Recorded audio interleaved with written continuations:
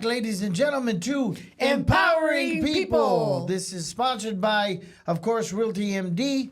Martha Dabdoub is the broker, as well as Hypnosis Works LLC, and that's my business. As I'm also one of Martha's brokers. We're running a special program right now, and it's kind of funny to be back on. The last time I was on film here, I was about 30 pounds heavier, and I've lost a lot of weight. Actually, since the new year, it was just a resolution, and I've self-hypnotized myself to get rid of the cravings. Congratulations, Dave. Why don't you stand up and show us? Oh, do I do it? Quick turn. Oh, my God. Look at him. So, all my pants, these pants were a pair of Levi's that didn't fit me a while back, and I pulled them out of the closet. Hey, now they feel good. So I'm on my way to my goal weight.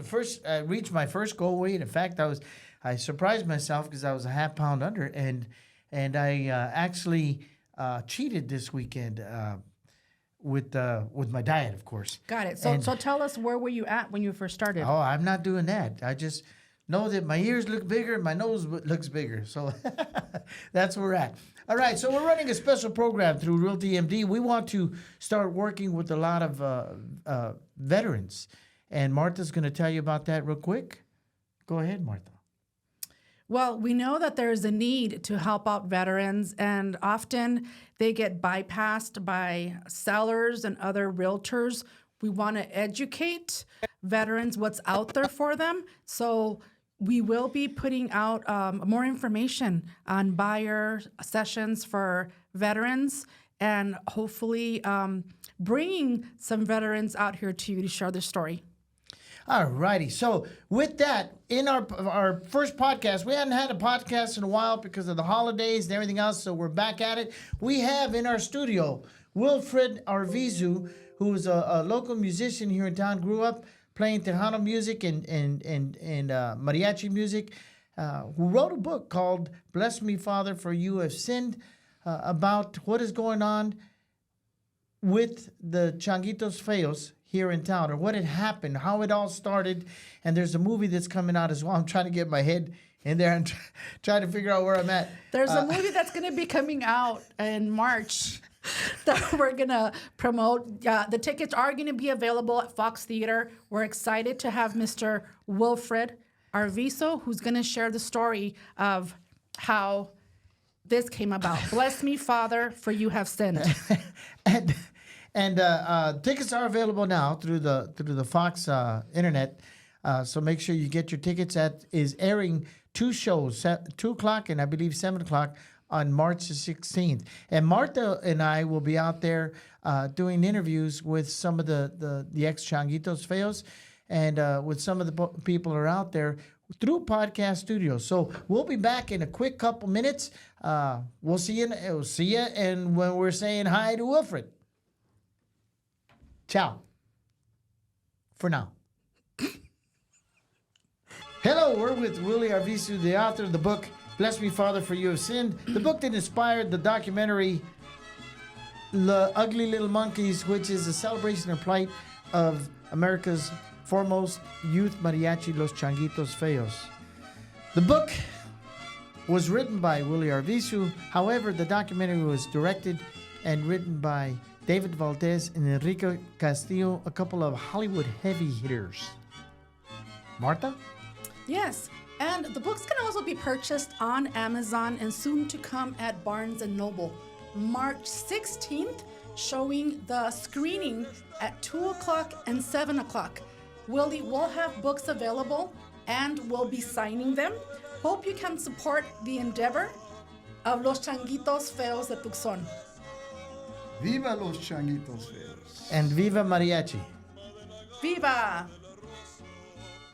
Welcome back to Empowering People. We're your hosts today, Martha Dabdoub, Dave Membrila. We have as our guest Wilfred Arvizu, who is the author of Bless Me, Father, for You Have Sinned. It's a book, documentary on the molestations of the Los Changuitos Feos, who, of course, is a mariachi that started it off for the United States of America, unfortunately blemished by the Catholic Church and some of the wrongdoings by the people that we trusted and put in charge. So, Wilfred, a minute ago before the commercial break, I asked you about some of the blowback you had, because I know some of the blowback. Also, some of the friends of mine who were Changos have almost taken slight offense that something was exposed that may not have involved them, but it was part of a program that they were very, very proud of. So can you give us some examples, some of the blowback you've... Well, I think that one you're talking about was a picture in the paper of a later group. It wasn't the original or the first generation group. I mean, the journalists for the newspaper, they'll get a picture and they'll put it in. It says Changuito Feos. They put them in. And then there was an article about my book in the paper, and it had that picture. So they assumed that was the group that was with the priest. And the priest wasn't even involved with that group, though. That's not the Changuito Feos' fault or my fault, or it's the newspaper's fault. They didn't get the right picture, so we apologize to that particular group. But the pushback, it's real. It's real. Not so much anymore. There's actually a couple guys, and one of them cried on my shoulder, came up and apologized. It's funny, they would push back on it. Someone didn't even read the book. It's just what they heard about it, and they didn't like the idea. But one fella, I won't say his name, but he walked up to me and he said, I read your book and I have to apologize to you. And he hugged me and cried on my shoulder. Now, these things are real. You know, it affected a lot of people. And that's not to say the great things that the Changuitos Feos have done, which you have to look at it this way. Father Rourke started Los Changos Feos. Thank you. I have to say thank you for that. It was a noble idea. What happened after that, many times he was drinking and couldn't even go on stage. So here you got a group of teenage boys having to deal with this man.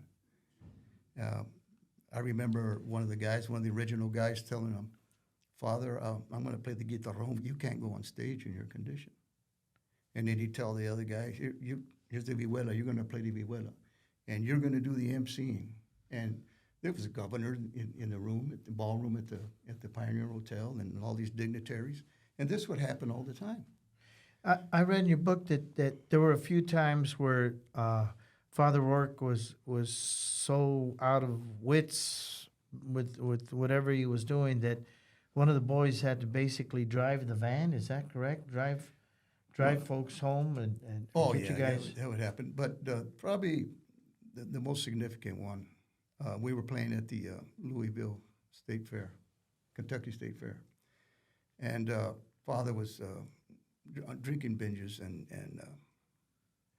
one of the times he walked up on stage drunk, and requested a song that we already played, and he's in his collar, mind you, and there's 3,000-4,000 people at the minor league ballpark at the state fair, and they never seen Mexicans before, or more or less a mariachi. You know, they were enthralled. We were really good. We entertained them, and Father walks up there drunk and demands a song, and one of the guys says, Father, we already played that song, and he yells over the mic, picked it up, and went through the fair.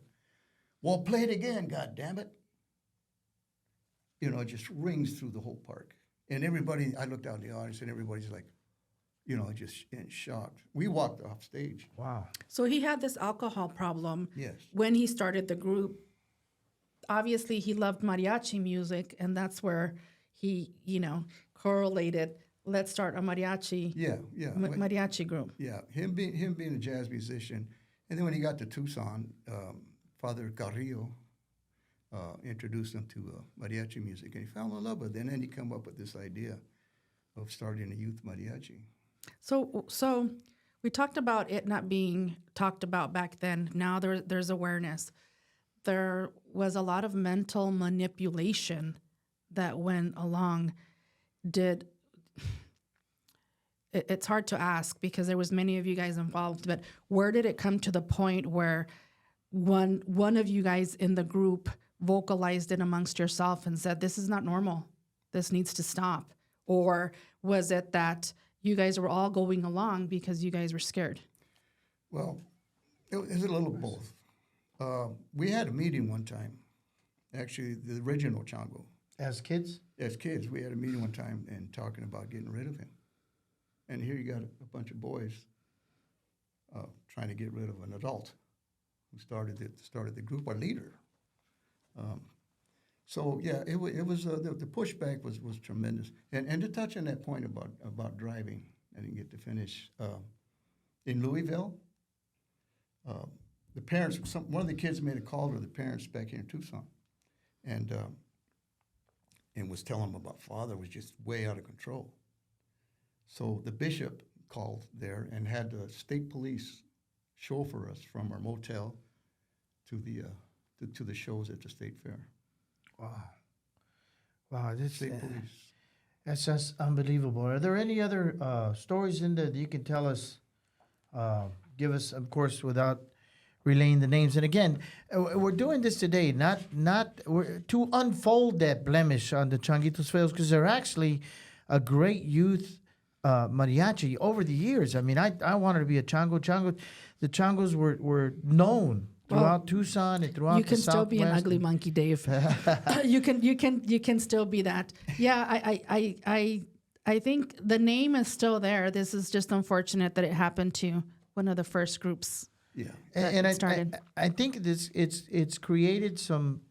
It's going to create a form of healing for every member, whether they were involved, whether they were molested, whether they weren't molested, and everybody that's been a chango since then, and hopefully future changos, because we want to build. Unfortunately, because of the mariachi's gotten so popular in some of the high schools around town, that we've lost a lot of the program itself. Has kind of dwindled slightly. We'd like to build that up because the changos should still be the number one reason why we have mariachi here in town, and hopefully this putting it out there, the movie and everything is going to get it out in the open. And se acabó. It's let's move on.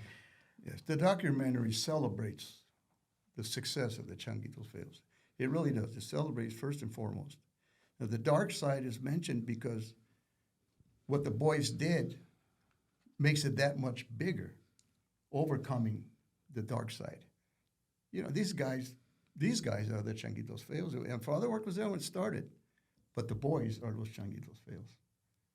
And they're responsible for, like you say, all the groups nationwide.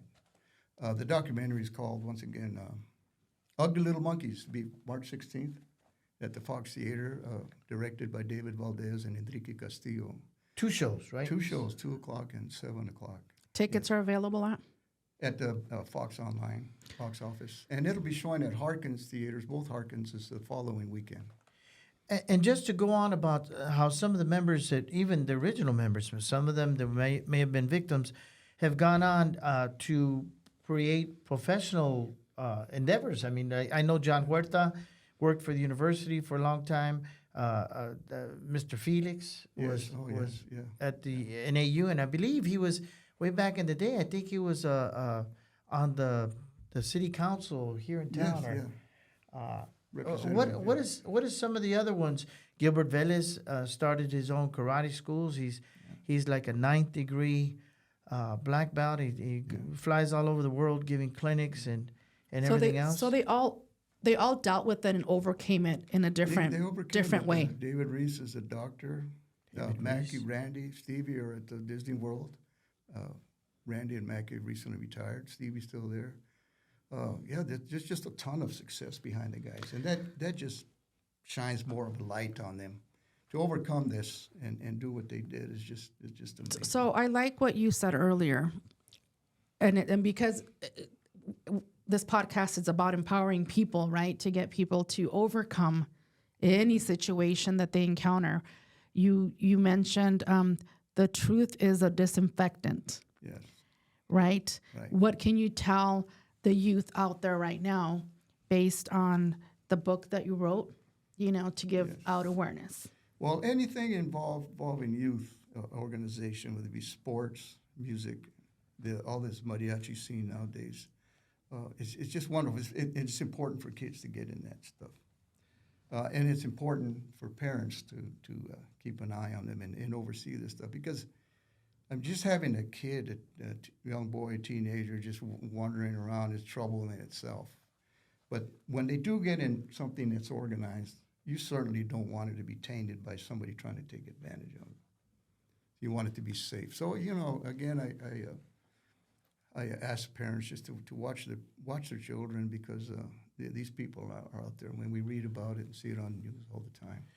Before we close up today, is there a really, really dark story that you feel comfortable about? It's in the book. And Wilfred will be on hand, of course, at the premiere of The Ugly Little Monkeys to sign and sell his books as well, to answer any questions. And, of course, Empowering People will be there as well. We want to thank David Valdez for giving us an opportunity to be out there with a camera and interviewing folks ourselves.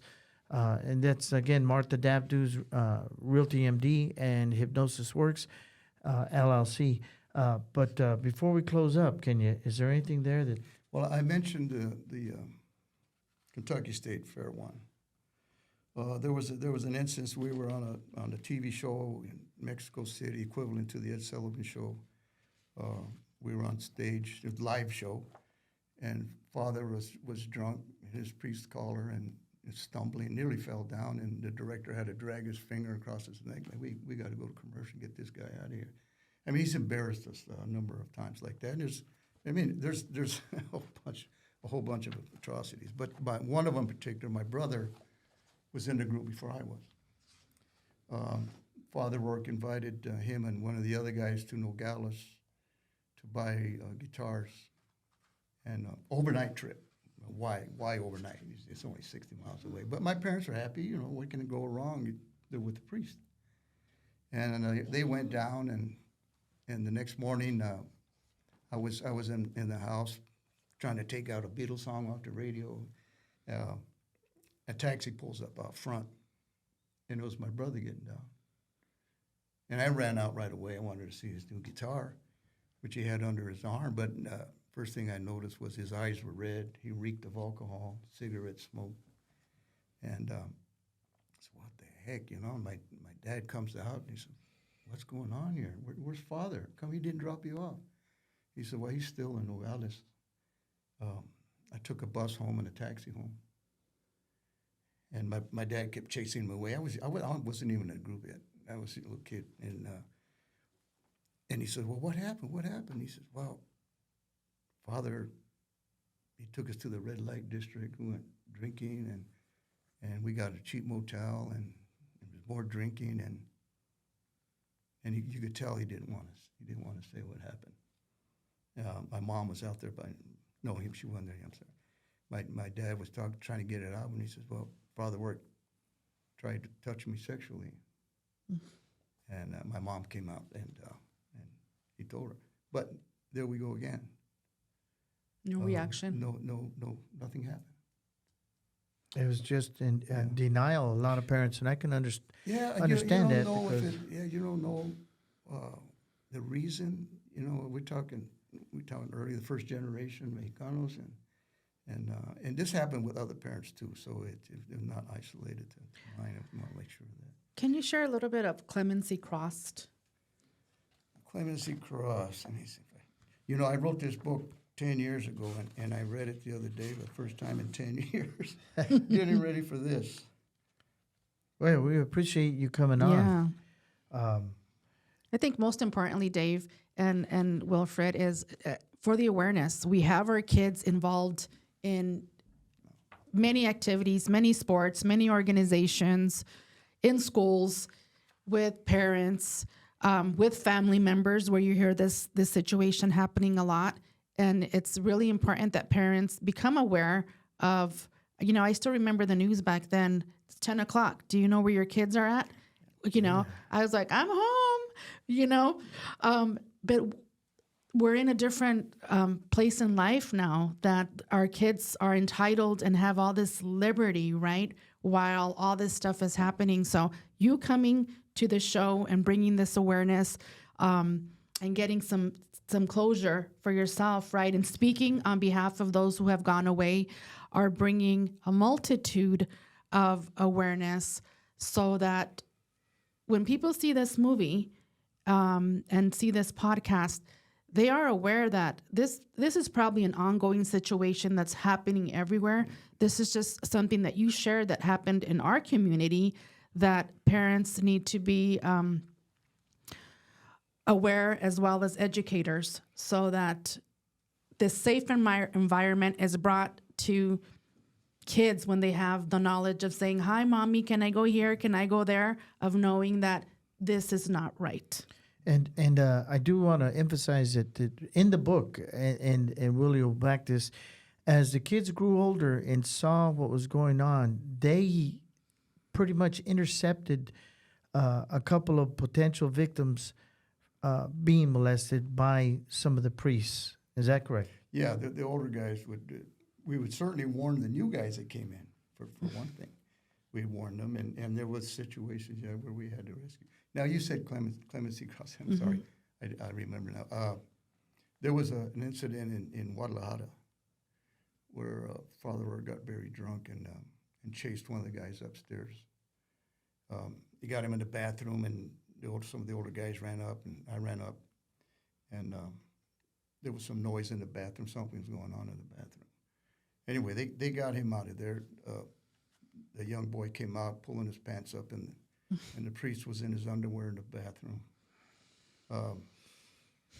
And later that evening, our travel agent got in a fight with Father Orr over this and knocked him out in the room. The next morning, the clemency is, the next morning, Father Orr summoned everybody to his room for Mass.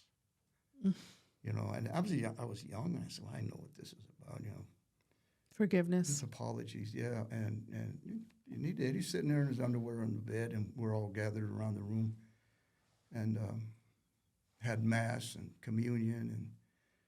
And then he asked us one at a time to promise that we wouldn't tell our parents or anybody else what happened. Wow. And I was a kid. I mean, a promise meant a lot to me. I was a kid, And when we got back to Tucson, we were sitting around the dinner table, my parents and my sisters, and my brother just blurts out, in the open, hey, Father Orr tried to do this to this boy. And I looked at my brother, like, what the heck? Where's the promise? Doing? And he picks up his hand and he goes like this. His fingers were crossed. He told my parents everything that happened. And my brother was a rebel, and he was right. Yeah. He was right to do that. How old were, do you remember? Do you recall how old both of you guys were at that? He must have been 14. I must have been almost 12 or Good for 15 him. and 13. Good for him. Yeah. Bless me, Father, for you have sinned. March 16th, 2 o'clock, 7 o'clock showing. Come out, see the film, see the documentary, see the truth, see what happened. And let's put it behind us so we can help Los Changuitos Feos get on the right track and being one of the prominent mariachis in the country again, as they once were. Willie will be there to sign autograph books. He'll be selling books. Anything you want to say before we close? The tickets, again, could be bought on the Fox site on the internet. Right, yeah. And it'll be showing at the Harkins the following weekend. Showing at the Harkins. Just one more thing. Viva Los Changuitos Feos. Viva Los Changuitos Feos. And Viva Empowering People. We'll see you next time, ladies and gentlemen. Willie, thank you again. This was probably one of our most heartfelt podcasts and probably the hardest one we've had to do. So we'll see you next time. Thank you very much. Thank you. 1, 2, 1, 2, 3. They were kids from the barrio. Some musicians.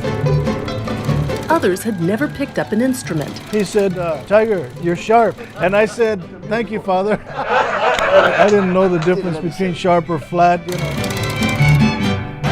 Give him the quote. You can be cute for 30 seconds. But after that, you better be a damn good musician. It began in the basement of a church in Tucson, Arizona. Kids as young as 9 studying under the musical direction of a popular Catholic priest. We would practice every Sunday, 2, 3, 4 hours, then 5, then 6, and then 7. A prodigy. Father Orr came from a show background, and it was quite apparent. But he was also a very accomplished musician. and perfectionist. Play your violin parts. I've been kidded many times about the unusual paradox of an Irish priest from New York teaching Mexicans their own music. Linda, what are your earliest memories of the Changos? I think it was a party that my dad had at his house. I remember. You were good. I was expecting Dorito music, but it wasn't. Dorito music. That's what I call imitation music. People standing around in big hats singing their own music. They would become international sensations. From Tucson, Arizona, CBS News presents Look Up and Live. Today, the Mission and the Mariachi, with Los Changos Feos and their director, Father Charles Rourke. He groomed them to take the stage, Father Rourke was a perfectionist. to carry themselves as charros. He always emphasized presence. stand up straight, use the mic, go close to it, go away from it, be noticed on stage. Some gritos, guys, how about a little whistling? They emerged an international tour de force that touched generations.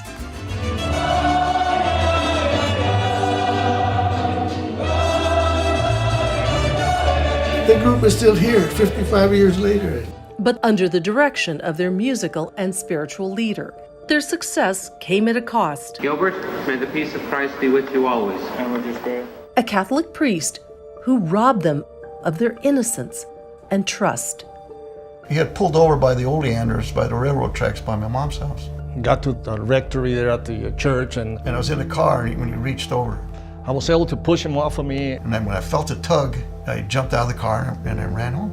He never touched me, but he was close enough that I will never ever in my life forget the smell of cigarettes, vodka, and Old Spice. I had no idea that he was doing this to others. I had no idea.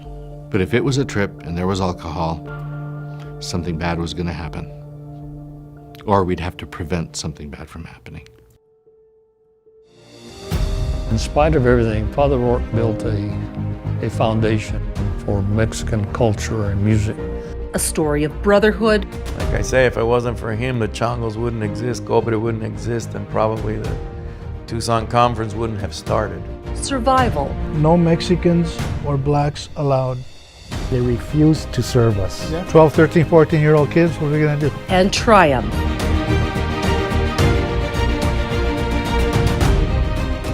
As we have gone along and the kids have learned more and become better performers and gotten a greater knowledgeability about the music of the mariachi, the music of Mexico, they have developed with this a definite sense of pride and accomplishment in the music.